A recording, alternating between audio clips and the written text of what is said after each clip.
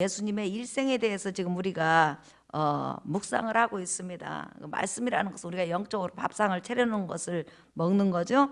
오늘은 예수께서 이제 태어나신 지 40일째 정도가 지나서 이제 하나님 앞에 율법의 그 의식대로, 율법이 명한 대로 지금 이제 의식을 행하고 있습니다. 근데 예수님께서 태어난 지 40일이 지난 다음에 하나님 성전에 이제 가게 됩니다.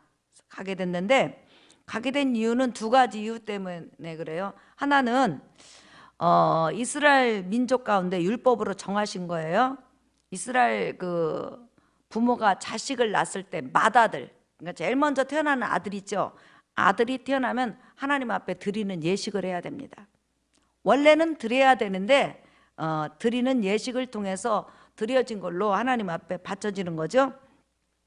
그 다음에 이제 두 번째 그 예루살렘 성전을 방문한 것은 여자가 사내 아이를 낳으면 40일 동안 부정하고 여자아이를 낳으면 80일 동안 부정합니다. 그러니까 이제 아이를 낳으면서 피를 쏟잖아요. 그렇기 때문에 그 피로 인해서 부정하게 된 것을 40일이 지난 다음에, 또한 여자아이를 낳으면 80일이 지난 다음에 하나님 성전에 가서 가난한 사람은 비둘기 2마리를 통해서, 그 다음에 보통은 양하고 양 1마리, 비둘기 1마리를 통해서 하나님 앞에 번제와 속죄 제물을 드림으로 인해서 이 부정에서 깨끗하게 하는 그런 의식을 행해야 돼요. 근데 오늘 마리아는 지금 가난하기 때문에 비둘기 2마리로, 하나는 번제로 하나는 속죄제로 이렇게 해서 정결 예식을 하나님 앞에 드리는 것을 볼 수가 있습니다. 그런데 여기서 중요한 게 있어요. 지금 예수님이 맏아들이잖아요. 근데 하나님 앞에 지금 드리는 예식을 합니다. 근데 이 예식은 언제부터 생겼냐면 이스라엘 백성이 애굽에 있을 때 하나님께서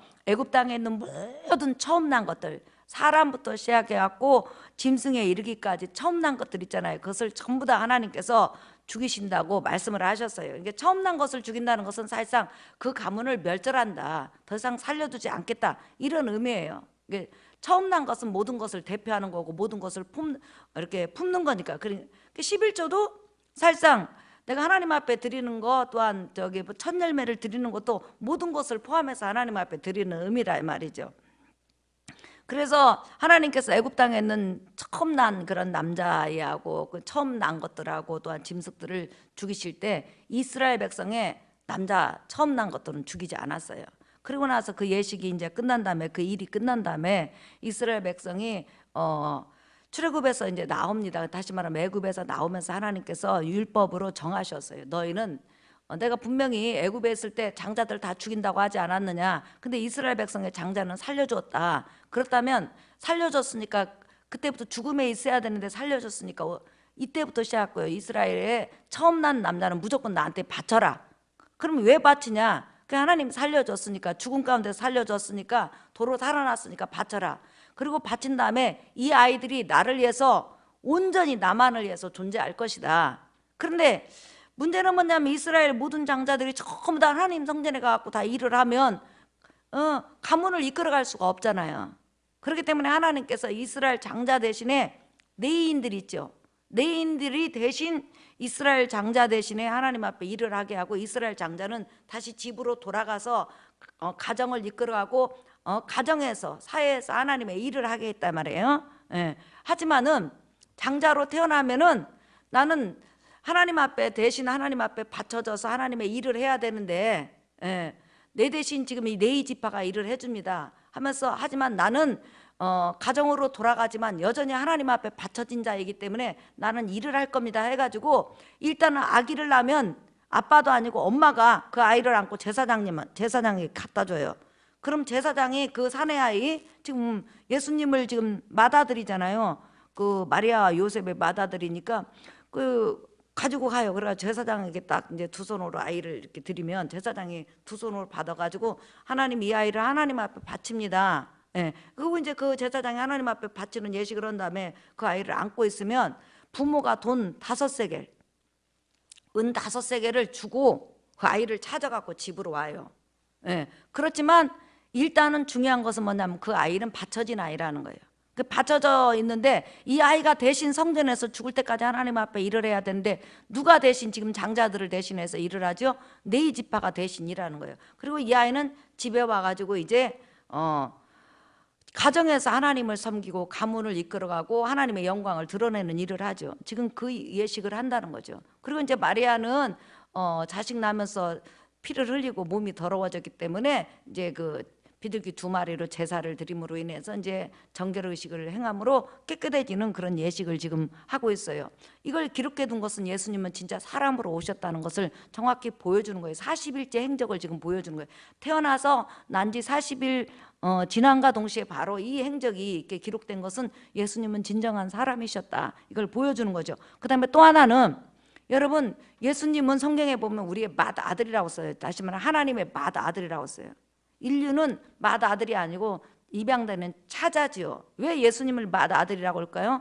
물론 육신적으로 맏아들로 태어났지만 하나님에게 있어서 영원한, 처음부터 끝까지 있었던 아들은 바로 예수님이었다는 거예요.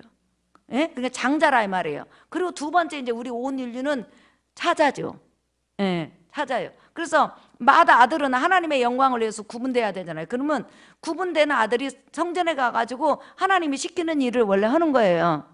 그래서 분명히 이스라엘 백성의 그 맏아들이 성전에 바쳐져야 되는데 대신 레인이 일을 했다 이 말이에요. 마찬가지로 온 인류가 인류를 대신해서 모든 인류 맏아들이 하나님을 대신해서 섬겨야 되는데 그 온 인류들이 죄로 인해서 하나님을 섬길 수 있는 이치가 없잖아요. 그렇기 때문에 하나님의 맏아들이신 예수님이 대신 와서 우리 대신 하나님의 뜻을 위해서 섬기는 거예요. 그래서 하나님 성전에 바쳐지니까 하나님께서 일을 맡기셨단 말이에요, 예수님께. 그럼 무슨 일을 맡기셨을까요, 여러분? 인류를 대신해서 하나님의 모든 율법을 다 지키고 인류를 대신해서 죄값을 청산해서 인류를 구원하는 일을 맡겼단 말이에요, 그 맏아들 예수님에게. 그래서 예수님은 오늘 하나님 성전에 바쳐지지만 가정에서뿐만 아니라 하나님 앞에 온전히 바쳐져서 온전히 하나님이 하라는 일을 하는데 그게 바로 인류 구원이에요. 그래서 계시록에서는 이렇게 예수께서 하신 일에 대해서 정확하게 한마디로 나와 있어요. 자, 여러분 한번 보실까요? 계시록 5장 9절 한번 보겠습니다. 예수께서 하신 일들을 지금 천상의 존재들이 지금 노래로 하고 있죠. 자, 계시록 5장 9절.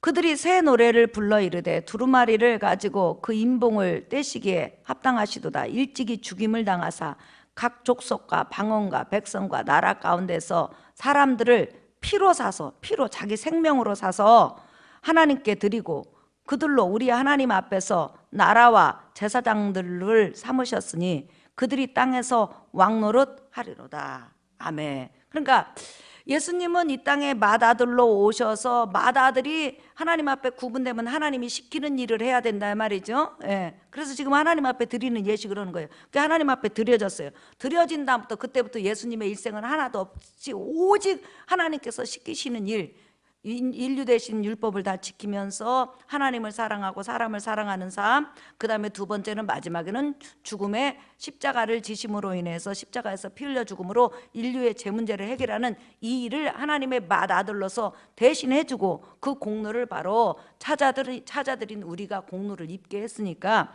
맏아들로서 하나님의 맏아들로서 그가 할 일을 다 했다는 것을 성경을 통해서 우리에게 보여주는 거죠. 자, 오늘 우리가 이제 이 본문 말씀을 통해서 왜 예수님께서 하나님 앞에 드려졌는지, 그리고 무슨 일을 위해서 드려졌는지 여러분들에게 말씀을 드렸어요. 지금 예수 그리스도께서 내 대신 하나님 앞에 드려지셔서 내 대신 모든 일을 하나님 앞에 대신해 주셨습니다. 그리고 나서 이제 구원받은 우리에게 내가 대신 해줬으니까 너희는 이 땅에 사는 동안에, 호흡하는 동안에 마치 하나님 앞에 드려진 자처럼 이제 하나님의 영광을 위해 살아라. 아버지를 영화롭게 하면서 살아라. 아버지를 기쁘시게 하며 살아라. 이렇게 우리 주님께서 우리에게 말씀하시는 거예요. 어제도 우리가 환자들을 놓고 강도 만난 자를 위해서 기도했고, 또 가정에서 기도했고, 또한 이한 새벽에 기도하고, 또 우리가 일생을 살아가면서 하나님 앞에 하나님의 영광을 위해서 늘 이렇게 깨어 기도하는 그런 삶을 살려고 노력하잖아요. 이게 바로 예수께서 내게 주신 은혜를 감사해서 하는 거죠.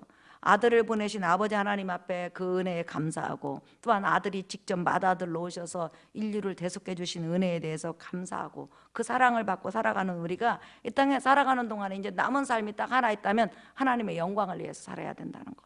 나를 피로 사셔가지고 나라와 제사장 삼으셨으니, 제사장은 뭐냐면 하나님의 영광을 위해서 일하는 거거든요.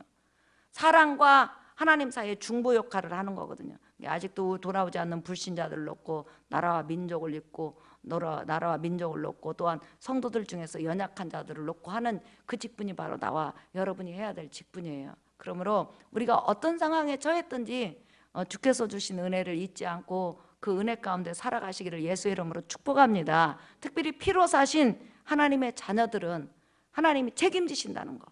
맏아들의 생명을 주고 바꾼 우리들은 얼마나 귀한 존재인지 하나님이 친히 알고 계시니까 그런 귀한 존재들을 오늘 하루도 이끌어 가시고 보호하시고 함께 하신다는 걸 꼭 기억하시고 믿음 안에서 오늘 승리하시기를 예수의 이름으로 축복합니다.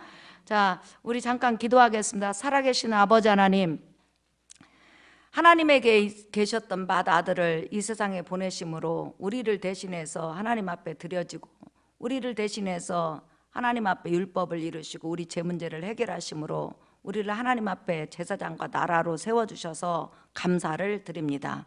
오늘 예수 그리스도 생명으로 말미암아 우리가 구원받았습니다. 이제 하나님의 제사장이 됐습니다. 하나님 나라의 백성이 됐습니다. 그 백성이 이 험난한 세상 살아갈 때 아버지 하나님께서 도와주시고 함께 하시고 눈동자처럼 보호해 주실 줄 믿습니다.